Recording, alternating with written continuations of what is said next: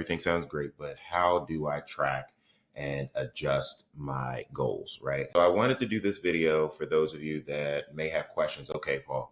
All right, so I hear everything that you're saying. Everything sounds great, but how do I track and adjust my goals, right? How do I track everything? So that's what I wanted to go through today. So the importance of monitoring financial progress, how regular tracking keeps you on course, and what tools and stuff. So we've talked about why it's important to track it, but how do you actually do it? So when it comes to your cash flow, you can use spreadsheets. There are spreadsheets within Microsoft Excel.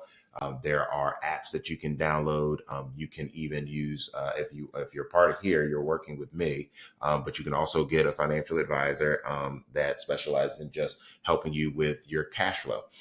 Rocket Money is an app that I've talked about in here that I think is good for you to utilize. It's very similar to Mint.com that I talked about in there. And so when you're looking at that, it's just making sure that in the areas of your budget that you're staying as close to that limit and not going over as possible, so that when you have free money that's left over after all of your expected expenses are paid, that you're doing something with it.